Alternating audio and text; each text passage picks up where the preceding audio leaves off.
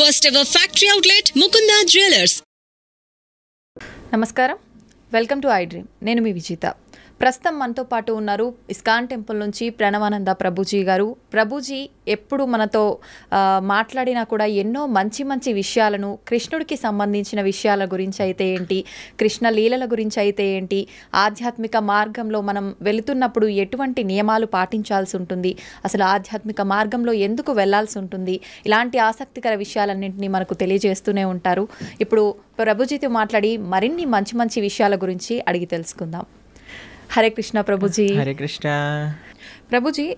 భగవంతుడి అనుగ్రహం అనేది ఇప్పుడు మామూలుగా చెప్తుంటారు కదా ప్రభుజీ, మగవారు ఇంట్లో యజమాని చేసే పూజ వల్ల ఎక్కువ ఫలితం ఉంటుంది, కుటుంబానికి మొత్తం చెందుతుంది. ఆడవారు చేసే పూజా ఫలితం అనేది తనకొక్కతి మాత్రమే చెందుతుంది అని చెప్పి చెప్తుంటారు. ఇది నిజమేనా ప్రభుజీ? ఒకవేళ హస్బెండ్ చేసే పుణ్యంలో 50% భార్యకి చెందుతుంది. భార్య చేసే పుణ్యంలో నయా పైసా హస్బెండ్కి రాదు. హస్బెండ్ చేసే పాపంలో 50% భార్య చేసే పాపంలో 50% హస్బెండ్కి చెందుతుంది.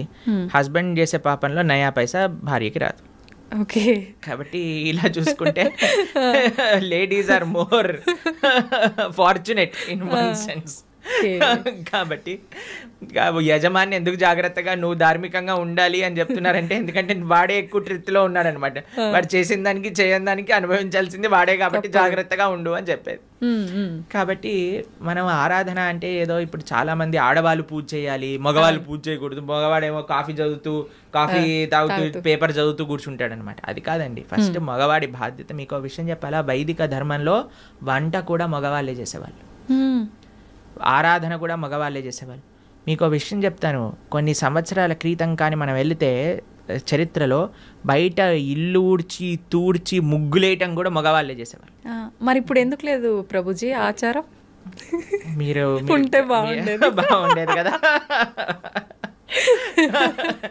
కానీ ఇట్ ఈస్ నాట్ ఆడవాళ్ళ పని పూజ అనే నోషన్ ఫస్ట్ పోవాలి. ఆరాధన అంటే అయితే మగవాడే చేయాలా? కాదు, అందరు కలిసి ఆరాధన చేయాలి. ఎలా అందరూ కలిసి ఆరాధన చేస్తారు అని అంటే, ఎవరైతే ఇంటి యజమాని ఉన్నారో ఆయన భగవంతుడి యొక్క ఆరాధన చేస్తూ ఉంటారు.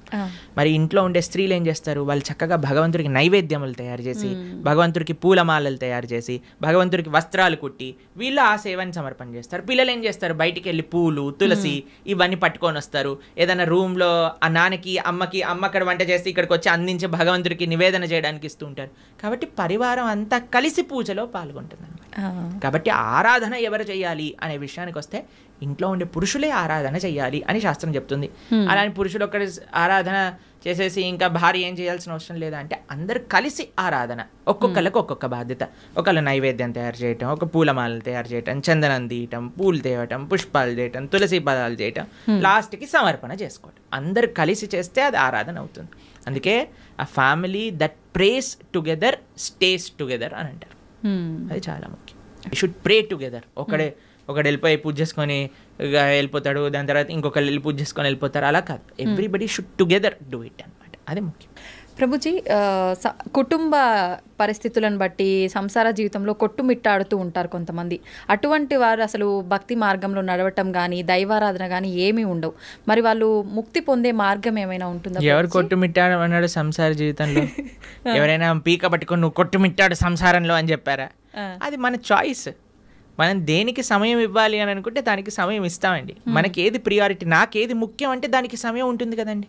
ఇప్పుడు చూడండి, బిజీ, మేము చాలా బిజీ, మాకు జపం చేయడానికి టైం లేదు, మేము గుడికి వెళ్ళలేము అనేవాడు ఇలా వాట్సాప్ స్టేటస్ చూసుకుంటూ ఉంటాడు అనమాట. అందరి మొత్తం కాంటాక్ట్లో ఉన్న వాళ్ళందరివి చూస్తూ ఉంటాడు. మరి వాట్సాప్ స్టేటస్ చూడడానికి ఉన్నాయి, ఫ్యామిలీ గ్రూప్లో వచ్చే అక్కర్లేని చెత్త వీడియోలు అన్నీ చూడడానికి టైం ఉన్నాయి, కానీ ఒక 10 నిమిషాలు కూర్చొని నామజపం చేయడానికి టైం లేదంటారు. కాబట్టి ఇది జస్ట్ అన్ ఎక్స్క్యూజ్. ఎవ్వరు కూడా ఈ ప్రపంచంలో నాకు టైం లేదు అని చెప్పలేరు. టైం లేదు అని అంటే నీ ప్రియారిటీస్ రాంగ్. నీకు ఈ జీవితంలో ఈ శరీరానికి ఎంతైతే ఇస్తున్నావా నువ్వు, అంతే నీ ఆత్మకు కూడా ఇవ్వాలి అని నీకు తెలిసినప్పుడు, దాన్ని ప్రియారిటీగా పెట్టుకున్నప్పుడు సమయం ఏర్పడుతుంది తప్పకుండా. కాబట్టి ఎవ్వరూ మనల్ని ఫోర్స్ చేయట్లేదండి కొట్టుమిట్టాడు సంసారంలో అని. మనమే కాంప్లికేటెడ్గా చేసుకుంటున్నాం. కాబట్టి మనకి ఈ జ్ఞానం వస్తే దీనివల్ల ఏం ప్రయోజనం లేదు. నా భక్తి, నా ధర్మము, నా దేశము, నా సనాతన ధర్మం గురించి మనం కూడా కొద్దిగా ఆలోచన చేస్తే అప్పుడు మన జీవితం బాగుంటుంది, ఈ దేశ భవిష్యత్తు కూడా బాగుంటుంది. ప్రభుజీ, చాలామంది కష్టాలు ఎక్కువగా ఉన్నాయి, ఇంకా నేను తట్టుకోలేను, ఇంకా నాకు అసలు వేరే దారే లేదు అని చెప్పి ప్రాణం తీసుకుంటూ ఉంటారు, ఆత్మహత్యలకు పాల్పడుతూ ఉంటారు. అలా చాలామంది ప్రాణాలు కోల్పోయి కుటుంబం ఇబ్బందులు పడే వాళ్ళు కూడా చాలామంది ఉన్నారు ప్రభుజీ. అటువంటి వారికి మీరు ఇచ్చే ఆత్మహత్య చేసుకోవాలి అనుకుంటున్న వాళ్ళకి ఒక న్యూస్ చెప్తాను. మీరు ఏదైతే బాధతో చనిపోవాలి అని అనుకుంటున్నారో ఇప్పుడు కానీ చనిపోతే దానికి 1,000,000 రెట్లయి మరు జన్మలో ఆ బాధ అనుభవించాల్సి వస్తుంది. ఎన్ని రెట్లు? 1,000,000 రెట్లు. ఇప్పుడే నువ్వు భరించలేదు అని అనుకుంటే 1,000,000 రెట్లు అయ్యాక భరించే అవకాశం లేదు కదండి. కాబట్టి యూ కెనాట్ ఎస్కేప్. ఆత్మహత్య మహాపాతకం. ఎటువంటి పాతకము అని అంటే దానికి ఎటువంటి ఇంకా ఏం చేయలేమన్నమాట. అది మహాపాతకంలో మహాపాతకం. అటువంటి వాడు నరకంలో చాలా ఘోరమైన పరిస్థితులు అనుభవించాల్సి వస్తుంది. మరుజన్మలో ఎత్తినప్పుడు 1,00,00,000,000 రెట్లు ఎక్కువ బాధ ఆ జీవుడికి అదే పరిస్థితిలో వస్తుంది అనమాట. కాబట్టి తస్మాత్ జాగ్రత్త. ఇప్పుడు చూడండి, ఎవరైనా తాళం చేయి తయారు చేశారంటే దానికి తాళం తయారు చేశారంటే తాళం చేయి లేకుండా తయారు చేయరు కదండి. అలాంటి తాళం ఎక్కడైనా చూసారా? మన ప్రతి ప్రాబ్లంకి సొల్యూషన్ ఉంటుంది, ఓపికతో ఎతకాలంతే. కాబట్టి ఐ అండర్స్టాండ్ చాలామంది కాంప్లికేటెడ్ సిచ్యువేషన్స్లో ఉంటారు, కానీ మీరు ధైర్యంగా భగవంతుడి పైన నమ్మకంతో మీరు ప్రయత్నం చేయండి. ఎటువంటి సిచ్యువేషన్ దీనికి సొల్యూషన్ లేదు ఇంకా అనేది ప్రపంచంలో భగవంతుడు తయారు చేయలేదు. మీరు ధైర్యంతో ఉండండి, భగవంతుడు మీతోటి ఉన్నాడు, మంచి జరుగుతుంది. ఎప్పుడు కూడా ఆత్మహత్య లాంటి విపరీత డిసిజన్స్ మాత్రం తీసుకోకండి. ప్రభుజీ, మీరు అన్నారు అటువంటి పరిస్థితి నుంచి బయటపడే అవకాశం ఉంటుంది, జాగ్రత్తగా ఆలోచించండి. నిజంగా ఆలోచించేంత వీలు ఆ క్షణంలో ఉండదు అనే చెప్పాలి. నిజంగా మనం అంటే వద్దు, మనం ఇలాంటి ఎందుకు లేదు అని అంటే, ఎందుకంటే పిల్లలకి మనం చెప్పట్లేదు కాబట్టి. పిల్లలకి మనం జీవితంలో నుంచి సక్సెస్ ఫస్ట్ రావాలి, 90% ఎక్స్ట్రా, ఐఐటి సీట్ కావాలి, మెడిసిన్లో సీట్ కొట్టాలి. ఎవరైనా చెప్తున్నారా ఏం పర్వాలేదు నాన్న, నువ్వు ఫోటోగ్రఫీ చేసినా పర్వాలేదు, నువ్వు యాంకర్ అయినా పర్వాలేదు అని చెప్తారా పిల్లలకి ఎవరైనా? లేదు. చదువు పైన, లేదా మీరు బ్రహ్మచారి అయినా పర్వాలేదు, నువ్వు సన్యాసి అయినా పర్వాలేదు, నువ్వు ఏదైనా పర్వాలేదు, గొప్పవాడు వాళ్ళు ఆనందంగా ఉండాలని చెప్తారా? ఇవి అసలే డబ్బులు సంపాదన చేయాలి, డబ్బులు సంపాదిస్తే మంచి భార్య వస్తుంది, మంచి భార్య వస్తే మంచి కట్నం వస్తుంది, మంచి కట్నం వస్తే మంచి విలాసంగా ఉంటారు. దీంతో పిల్లల్ని పెంచామనుకోండి, వాడికి ఇది అయిపోతే నా జీవితం ఫెయిల్యూర్ కదా.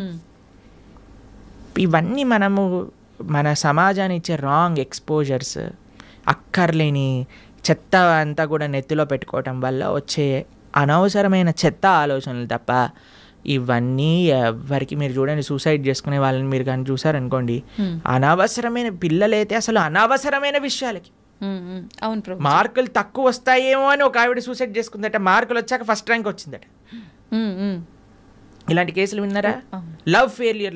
అలాంటి లవ్ ఫెయిలియర్ వాళ్ళందరినీ నాకే అనిపిస్తుంది వీళ్ళు నిజంగా చచ్చిపోయే వాళ్ళని కాదు, వీళ్ళని నిజంగా తల్లిదండ్రులే బాగా గుణపాఠం నేర్పించాలని. చిన్న పిల్లలండి, 10th క్లాస్ పిల్లలు, ఇంటర్మీడియట్ చదివే వాళ్ళు, ఇంజనీరింగ్ చేసేవాళ్ళు, వాళ్ళకి డబ్బులన్నీ ఎందుకు, పిల్లలకి ఎందుకు పంపిస్తున్నామండి? మనం ఏమన్నా లవ్వులలో ఉండమని పంపిస్తున్నారా, లేదా బాధ్యతాయుతంగా చదువుకొని ముందుకెళ్ళాలని పంపిస్తున్నారా? అవును ప్రభుజీ, చదువుకో. కాబట్టి ఇవన్నీ ఎందుకు పిల్లల లోపలికి ఈ ప్రేమ, ఈ ఇన్సెక్యూరిటీస్, ఇవన్నీ ఎందుకు వచ్చాయి అని అంటే మనకుండే రాంగ్ ఎక్స్పోజర్. సినిమాలు, సీరియళ్ళు, ఎక్కడ పడితే అక్కడ చెత్త కదండి మనం చూసేది. ఆ చెత్త అంతా ఉన్నప్పుడు చెత్త ఆలోచనలే వస్తాయి. దాన్ని ఇంగ్లీష్లో good in good out, bad in bad out principle అంటారట. Good in good out. మనకి ఏదైతే మంచి ఆలోచనలు ఉన్నాయో, మంచి ఆలోచనలు కానీ, మంచి దృశ్యాలు కానీ, మంచి సాంగత్యం కానీ మనకు ఉందనుకోండి, మంచి ఆలోచనలు వస్తాయి. ఏ కష్టం వచ్చినా సరే, అయ్యా ఏదో ఒక కష్టం ఉన్నా సరే తండ్రి, it is common for everybody, కాబట్టి బయటకు వస్తాయి. ఎందుకంటే సినిమాలలో కష్టాలు చూపించారు కదండి. సినిమాలలో ఏం చూపిస్తారు? అంతే శుభం శుభం హ్యాపీ కార్డ్ వేసేస్తారు అనమాట లాస్ట్కి. He lived happily for ever. కానీ తర్వాత తెలుస్తుంది పెళ్ళి అయ్యాక సార్ నిజాం బాధలు స్టార్ట్ అవుతాయని పెళ్ళిళ్ళలో సినిమాలలో చూపిస్తారా? వాడు ఏదో ప్రేమ ఇది చేసేసుకుంటాడు, తర్వాత లాస్ట్కి విలన్ తోటి ఫైటింగ్ అయిపోతుంది, ఇద్దరు పెళ్లి చేసుకుంటారు, హ్యాపీ అయిపోతుంది. పెళ్ళి అయ్యాక ముందుంది ముసల పండగ, అది తెలియదు కదా వీడికి. అవును. కాబట్టి మనం అన్ని మంచి మంచి విషయాలు, అందుకే ఇప్పుడు చాలాసార్లు మేము ఎప్పుడైనా ఇన్స్టాగ్రామ్లో చూసామనుకోండి, real life and real life అని పంపిస్తుంటారు. రియల్ లైఫ్ అంతా బాగానే ఉంటుందండి, అందరూ కూడా మీరు స్క్రీన్ పైన చూసి అది చేస్తూ ఇది చేస్తూ వాళ్ళు ఇంత వీళ్ళు ఇంత అని. కానీ ప్రతి ఒక్కళ్ళ జీవితంలో బాధలు ఉన్నాయి, ఇది ఫస్ట్ అర్థం చేసుకోవాలి. మనకొక్కడికే బాధ ఉంది, ప్రపంచం అంతా ఆనందంగా బ్రతుకుతున్నారు అనే అపోహ నుంచి బయటికి రావాలి. ఈ అపోహ ఫస్ట్ మనకు ఉండకూడదు. అందరూ బాగున్నారు, నేను ఒక్కనే బాధపడుతున్నా, అది కాదయ్యా. అందరూ నువ్వు బయటికి వెళ్ళినప్పుడు ఎలా అయితే ఆనందంగా నటిస్తున్నావో అందరూ అలానే నటిస్తున్నారు. ఎవడు బాగున్నాడు అని అంటే ఎవరైతే శుద్ధి అహంకారంతో భగవంతుడిని ఆశ్రయించిన వాడు తప్ప మిగతా వాళ్ళందరూ బాధల్లో ఉన్నారు. ఇది 110% సత్యం. ఎక్కడ సైన్ చేయమన్నా మేము సైన్ చేసి ఇస్తాం, ఎందుకంటే ఇది శాస్త్రవాక్కు. సవై పుంసాం పరోధర్మో యతో భక్తిర్ అదోక్షచే అహైతుకి అప్రతిహత ఏ ఆత్మ సుప్రదీయతే. ప్రశాంతత కావాలి అంటే భగవంతుని ఆశ్రయించాలి. There is no other way out. ప్రభుజీ, ఒకసారి ఆత్మ శరీరాన్ని విడిచి వెళ్ళిన తర్వాత మళ్ళీ ఎంత కాలం పడుతుంది మళ్ళీ ఒక జీవిలో రావటానికి? ప్రాణం అంటే ఏమంటారు, అది ఒక కస్టమైజ్డ్ ప్రాసెస్ అన్నమాట. అది ఎవరికి ఎంతసేపు వాడు నరకంలో ఉంటాడో, ఎంతసేపు స్వర్గంలో ఉంటారో, ఎంత తొందరగా, అవన్నీ ఇంకా మనం చెప్పలేము. చాలా కాంప్లికేటెడ్ కర్మ సిద్ధాంతం అంటే. దానికి ఏం స్పెసిఫిక్ పారామీటర్స్ లేవు. మనతోటి అయినప్పుడే మనకు తెలుస్తుంది ఎన్ని రోజులు ఉన్నాం, మనం ఎక్కడ ఉన్నాం అనేది. కాబట్టి తప్పకుండా ఒక శరీరం నుంచి వదిలిపెట్టి వెళ్ళాక కొన్ని రోజులు ఆ జీవాత్మ అలానే తిరుగుతారు అని చెప్తారు. అందుకే మనము మంచి పుణ్యకర్మలన్నీ చేయడానికి ప్రయత్నం చేస్తాం. 10, 11, 12 అట్లా ఒక్కొక్కరికి ఒక్కొక్క పద్ధతులు ఉంటాయి. దాని తర్వాత వాళ్ళు అక్కడ నుంచి స్వర్గాది లోకములకు, నరకాది లోకములకు వెళ్ళి వాళ్ళ పాప పుణ్యాలన్నీ అనుభవించి మళ్ళీ ఇంకొక శరీరంలోకి దాల్చడానికి ఈ భూలోకంలోకి రావాల్సి వస్తుంది. లేదు, ఆయన చాలా భాగవతోత్తముడు, భగవంతుడికి శరణాగతి చేసి భక్తి చేసిన వాళ్ళు, పుణ్యంతో సంబంధం లేదు, పాపంతో సంబంధం లేదు, సాయిగా యత్గత్వా నా నివర్ధంతే తద్ధామ పరమమ్మ, భగవంతుడి యొక్క లోకానికి చేరుకున్నారనుకోండి, ఇంకా మళ్ళీ పుట్టాల్సిన అవసరం లేదు, పుణ్యము లేదు, పాపం లేదు, ఏ గోల లేదు, ఆనందంగా భగవంతుడి యొక్క సేవలో ఉండొచ్చు. మన సనాతన ధర్మంలో మీరు అర్థం చేసుకోవాల్సినవి 3 ఉన్నాయండి. ఏంటి ప్రభుజీ? ఒకటి పాపం, అంటే మనం చేసే తప్పుడు వాటికి వచ్చే ఫలితాన్ని పాపము అని అంటారు. 2 పుణ్యం, మనం చేసే మంచి పనులకి మనకి రిటర్న్గా వచ్చేది పుణ్యం. ఇంకొకటి 3వది ఉందండి, దాన్ని భక్తి అని అంటారు. భక్తి పుణ్యానికి సంబంధం లేదు, పాపానికి సంబంధం లేదు, ఇది సపరేట్ బ్యాంక్ అకౌంటే. ఎప్పుడైతే మనం ప్రేమతో భగవంతుడిని ఆశ్రయిస్తామో అది పుణ్యం కాదు, అది భక్తి సుకృతి అంటారు, భక్తోన్ముఖ సుకృతి అని అంటారు. ఎవరైతే భక్తి చేస్తారో అటువంటి వాళ్ళు నా స్వర్గానికి వెళ్ళరు, నా నరకానికి వెళ్ళరు, వాళ్ళు వెళ్ళేది భగవంతుడి యొక్క లోకానికి. స్వర్గానికి వెళ్ళినా, నరకానికి వెళ్ళినా, ఇంకా ఏ దేవత యొక్క ప్రపంచానికి వెళ్ళినా సరే, లోకానికి వెళ్ళినా సరే, కృష్ణుడు భగవద్గీతలో చెప్తారు, ఆ బ్రహ్మ భువనాలోక పునరావృత్తినో అర్జున. ఇక్కడ నుంచి బ్రహ్మలోకం అంటే అన్నిటికంటే టాప్ మోస్ట్ లోకం అనమాట.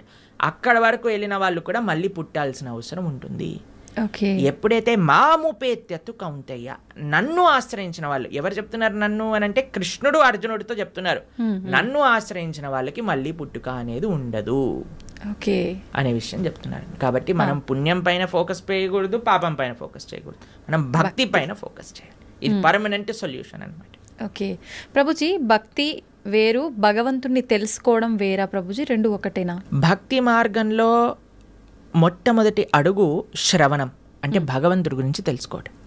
ప్రహ్లాదుని హిరణ్యకశిపుడు అడుగుతారు, అయ్యా నువ్వు స్కూల్కి వెళ్ళావు కదా, బోర్డింగ్ స్కూల్, హాస్టల్కి వెళ్ళావు కదా, ఏం నేర్చుకున్నావు అని అంటే, శ్రవణం కీర్తనం విష్ణు, శ్రవణం అని అంటే భగవంతుడి గురించి వినటము. భక్తి అంటే ఏదో పూజలు చేసేసి, ఇక్కడ నుంచి 1000 పూలు పట్టుకొచ్చేసి, ధూపాలు వేసేసి, నోములు ఇచ్చేసి, లక్ష పూలలతో పూజ చేసేసి, ఒక లీటర్ల అభిషేకాలు చేసి, ఇది కాదండి భక్తి అంటే. భక్తి అంటే భగవంతుడి గురించి వినటం. ఇది ఎవరు చెప్తున్నారు? పరమ భక్తుడైన ప్రహ్లాదుడు చెప్తున్నాడు. ఫస్ట్ ప్రాసెస్ ఏంటి? శ్రవణం, భగవంతుడి గురించి వినటం. ఏం వినాలి? గీత, భాగవత, రామాయణ అసలు అన్నీ ఏదైతే భగవంతుడి గురించి చెప్తారో వాటిని వినాలి. శ్రవణం, కీర్తనం, దాని తర్వాత మనం చేయాల్సింది జపం. చూడండి ఆయన ఏం ప్రాసెస్లో చెప్తున్నారు, ప్రియారిటీ వైజ్ చెప్తున్నారు అనమాట. శ్రవణం, కీర్తనం, విష్ణో, ఎవరికి చేయాలి ఇది? భగవంతుడైన నారాయణుడు విష్ణువుకి చేయాలి. శ్రవణం, కీర్తనం, విష్ణు, స్మరణం, పాదసేవనం, స్మరిస్తూ ఉండాలి. మనం విన్నది స్మరిస్తూ ఉంటే అప్పుడు మనకి భగవంతుడి పట్ల ప్రేమ పెరుగుతుంది. అప్పుడు మనం భగవంతుడి యొక్క ఆరాధన చేసామనుకోండి, ప్రేమతో ఆరాధన చేయగలుగుతాం. లేకపోతే ఎప్పుడు మనసులో ఈ కోరిక గుర్తొచ్చినంత భగవంతుడు గుర్తురాడు. నిజమే ప్రభుజీ. ఎప్పుడైతే మనం శ్రవణం కీర్తనం భగవంతుడి గురించి వింటామో, భగవంతుడి యొక్క నామాన్ని జపం చేస్తామో, అప్పుడు మనం ఆరాధన చేసేటప్పుడు మన మనసు భగవంతుడి పైన ఉంటుంది. కాబట్టి అందరు కూడా ఫస్ట్ వ్రతాలు, నోములు, పూజలు చేసేయడానికి పరిగెత్తుతూ ఉంటారు. కానీ దాటికంటే ఫస్ట్ ఇనీషియల్ స్టెప్స్ ఏంటి అని అంటే, ఇప్పుడు చూడండి, ఒక ఫస్ట్ ఫ్లోర్కి ఎక్కెళ్ళాలి అని అంటే మనం లాంగ్ జంప్ చేసేసి ఎక్కిస్తామా? ఒకసారి దూకామనుకోండి, ఆయనతో కాళ్ళు చేతులు విరిగిపోతాయి, అంతే. మెల్లమెల్లగా ఎక్కామనుకోండి, కరెక్ట్ పాత్లో మనం వెళ్తూ ఉండొచ్చు అనమాట. అందుకే ఫస్ట్ స్టెప్ ఏంటంటే భగవంతుడి గురించి వినండి, భగవంతుడి గురించి వినండి, భగవంతుడు గురించి స్మరించండి, భాగవత రామాయణాదులు ఏం చెప్పారో తెలుసుకోండి అని. అందుకే ఇన్ని గంటలు మనం యూట్యూబ్లలో వీటిలలో చెప్పేది ఎందుకు అని అంటే, జనాలు వినడానికి. వింటే వాళ్ళకి భగవంతుడి గురించి తెలిస్తే మంచి భక్తి మార్గంలో ముందుకెళ్తే అది జీవుడి యొక్క పరమశ్రేయస్సుకి కారణం అవుతుంది. ఓకే ప్రభుజీ, ఒక మంచి భక్తుడిగా ఉండాలి అంటే ఫస్ట్ చేయాల్సింది మీరు చెప్పినట్టుగా భగవంతుడి గురించి వినడమే అంటారా? కరెక్ట్. శ్రవణం కీర్తనం. ఫస్ట్ ప్రాసెస్ ఏంటి అంటే శ్రవణం. మనం వినడానికి ప్రయత్నం చేయాలి. ఎవరి నుంచి వినడానికి ప్రయత్నం చేయాలి? ఎవరైతే శాస్త్ర అధ్యయనం చేసిన మంచి భక్తులు ఉన్నారు. ఇప్పుడు చూడండి, మార్కెట్లో ఎవరు పడితే వాళ్ళు చెప్పడానికి రెడీ అయిపోయారు. ఇది ఇలా చెయ్యి, ఆ చిట్కా ఇలా చెయ్యి, ఈ పరిష్కారం ఇలా చెయ్యి. అసలైతే ఎంత ఆశ్చర్యం అనిపిస్తుంది అంటే, కొన్నిసార్లు మాకు వీడియోలు పంపిస్తే అసలు ఇలాంటి వ్యక్తుల్ని ఎలా వినగలుగుతున్నారు జనాలు అని అనిపించేటట్టుగా ఆశ్చర్యపడిపోతాం అనమాట. ఎందుకంటే భాగవత మన శాస్త్రాలు చెప్పే విషయం వేరు, వీళ్ళు చెప్పే విషయాలు వేరు. ఒకడు తలపైన చేయబెడతానంటాడు, ఒకడు ఇంకొక మాయ చేస్తానంటాడు, ఇంకొకడు మ్యాజిక్ చేస్తానంటాడు. మాయలు మ్యాజిక్ కావాలంటే మీరు మ్యాజిక్ షోకి వెళ్ళండి కదా, దేవుడి దగ్గరికి ఎందుకు రావాలి? ఆధ్యాత్మిక గురువు మాయలు, మ్యాజిక్లు, తంత్రాలు, యంత్రాలు, తలపైన చేయబెట్టాలు అవన్నీ చేయరండి. ఆధ్యాత్మిక గురువు ఎప్పుడైనా సరే, మీరు ఏ శాస్త్రంలో చూసినా ఎవరైనా సరే మీరు చూడండి, మన జ్ఞానము వేరే వ్యక్తులకి గురువు ఎప్పుడు కూడా శ్రవణం ద్వారానే పంపిస్తారు. రామ లక్ష్మణులు కూడా విశ్వామిత్రుల దగ్గర నుంచి శ్రవణం చేసి జ్ఞానాన్ని సంపాదన చేసుకున్నారు. కృష్ణుడు సాందీపముని దగ్గర నుంచి శ్రవణం చేసుకొని జ్ఞానాన్ని విన్నారు. అర్జునుడు కృష్ణుడి దగ్గర నుంచి శ్రవణం చేశారా? కృష్ణుడు వచ్చి చేయబెట్టాడు అర్జునుడి పైన శ్రవణం. కాబట్టి భగవంతుడిచ్చిన మార్గము శ్రవణం. మన జ్ఞాన సముపార్జన చేయాలి. మనకి ఏదో అయిపోవాలని మన ధర్మంలో కొంతమంది మనల్ని మోసం చేసే, ఇప్పుడు చూడండి, ఎవరికైతే మోసపోవాలని ఉంటుందో వాళ్ళని మోసం చేసే వాళ్ళు రెడీగా ఉంటారు మార్కెట్లో. మన ధర్మంలో మోసాలు చేసేవాళ్ళు తక్కువ అని మనం చెప్పడానికి వీలు లేదు, ఉన్నారు. ఎందుకంటే మనకి ఆ మోసపోయే ప్రవృత్తి ఉన్నది కాబట్టి. ఇది కాకుండా ఇతర మతాల వాళ్ళైతే ఇంకా పీక్స్కి వెళ్ళిపోయారనమాట. వాళ్ళు చేసే మోసాలు కానీ, వాళ్ళు చేసే యాక్టింగ్లు కానీ, వాళ్ళు చేయించే డ్రామాలు కానీ చూస్తే అసలు ఎందుకు ఇంతమంది అక్కడ ఉంటున్నారంటే, అసలు మీరు చూడండి, మేము ఆ వీడియో చూసినప్పుడు మాకు పంపిస్తుంటారనమాట జనాలు, ఇలా ఇలా ఇలా ఇలా వీళ్ళు చేస్తున్నారు ప్రభుజీ, పాస్టర్లు వీళ్ళు అని చూస్తున్నప్పుడు అయితే మాకు అనిపిస్తుంది, ఎవడైనా బుర్రున్నవాడు అసలు ఈ సభకి వెళ్తాడా? అసలు వీక్షిస్తాడా? వేలాది మంది అక్కడ కూర్చొని వీక్షిస్తున్నారు అంటే వీళ్ళందరూ మోసపోవడానికి రెడీగా ఉన్న వాళ్ళనే కాబట్టే కదండి మోసం చేస్తుంది. వాడు ఇంటికి వెళ్ళాక అనుకుంటాడు, అసలు వీళ్ళు ఎంత మూర్ఖులు, అసలు ఎలాంటి వ్యక్తులు వీళ్ళు, నేను చేసే యాక్టింగ్లకి చప్పట్లు కొట్టటాలు, అరవటాలు, ఇలాంటి వాళ్ళు ఉన్నంత వరకు మోసాలు ఆపలేమండి. మన లోపల ఒక జాగరూకం కావాలి. నేను శాస్త్రాన్ని నమ్ముతా, భగవంతుడి యొక్క తత్వాన్ని అధ్యయనం చేస్తా, కానీ మ్యాజిక్ల వల్ల, ఏమంటాం, మీరు చేతులు పెట్టటాల వల్ల, ఏవో సృష్టించటం వల్ల, ఏదో మన జీవితంలో ఏదో మంచి జరిగిపోవటం వల్ల, దానివల్ల ఏది వచ్చే ప్రయోజనం లేదండి. ఈరోజు మంచి జరుగుతుంది, రేపేం జరుగుతుంది? జీవుడి యొక్క పరమశ్రేయస్సు భగవంతుడి గురించి తెలుసుకోవటం. అందుకే మేము ఎక్కడికి వెళ్ళినా మొత్తుకునేది ఒకటే విషయం, ఇవన్నీ యొక్క ట్రాప్లో పడకండి. మన మానవ జన్మ ఎన్నో సంవత్సరాల తర్వాత మనకి రేర్గా దొరికిన ఈ అవకాశాన్ని మంచి మార్గంలో ఉపయోగించుకోండి అనే మేము అందరం ప్రార్థన చేస్తూ ఉంటాం అందరికీ కూడా. ఎందుకంటే మాకు అనిపించేది ఏంటి అంటే, పాపం ఇలాంటి వాళ్ళ ట్రాప్లలో పడే వాళ్ళు చెడ్డవాళ్ళు కాదండి. భగవంతుడి గురించి తెలుసుకోవాలి అనుకుంటే కదా వాళ్ళు ఇలాంటి బాబాల దగ్గరికి లేదా ఇలాంటి వ్యక్తుల దగ్గరికి వెళ్ళేది. కానీ మేము అనుకునేది ఏంటి అంటే, మంచి మార్గం కానీ వాళ్ళు తెలుసుకోగలిగితే వాళ్ళ జీవితం పండిపోతుంది. మన శాస్త్రం ఏం చెప్తుంది తెలుసా? ఇలాంటి చెడు వ్యక్తుల వల్ల వెళ్ళే వాళ్ళ పరిస్థితి ఎలా ఉంటుందట అంటే, సగం మింగిన కప్పలాగా ఉంటుందట. పాము ఒక పెద్ద కప్పని పట్టేసుకుంటుంది. ఎంత పెద్దగా ఉంటుందంటే ఆ కప్ప లోపలికి మింగలేదు, బయటికి వదలలేదు. అలాంటి పరిస్థితులు చిక్కుకుపోతారు. కాబట్టి మీ అందరికీ మేము చేసే ప్రార్థన ఏంటి అంటే, ఎవరైతే శాస్త్రాన్ని అధ్యయనం చేశారో, శాస్త్రపరంగా శాస్త్ర సమ్మతంగా మాట్లాడతారో, ఎవరైతే వైదిక సనాతన ధర్మాన్ని ఆచరిస్తూ ఉన్నారో, ఇప్పుడు ఏంటంటే అండి, కలియుగంలో ఎంతోమంది దేవుళ్ళని మ్యానుఫ్యాక్చర్ అయిపోయారు. ఎక్కడ చూసినా వీడి దేవుడు అంటాడు, వాడి దేవుడు అంటాడు, అందరినీ దేవుళ్ళు అనటం ప్రారంభం చేశాం. కానీ ఒక్క విషయం, భగవంతుడు అనేవారు ఎవరైనా ఉంటే అది వేదములు ప్రతిపాదన చేసిన వారు మాత్రమే. కాబట్టి శాస్త్రీయంగా ఎవరైతే ప్రామాణికంగా దైవము అని చెప్పారో వాళ్ళ గురించి తెలుసుకోవటం శ్రేయస్సు. ఆ శాస్త్రీయమైన గ్రంథాలను అధ్యయనం చేయడం శ్రేయస్సు. కానీ మొన్న ఒక 50 సంవత్సరాల ముందో 70 సంవత్సరాల ముందో పుట్టిన గ్రంథాలని మనం చదవాల్సిన అవసరం లేదు. మనం చదవాల్సిన ఏదైనా వాంగ్మయం ఉంటే అది వ్యాసుడిచ్చిన వాంగ్మయం మాత్రమే. అది చాలా ముఖ్యం. ధన్యవాదాలు ప్రభుజీ, మంచి విషయాలు తెలియజేశారు.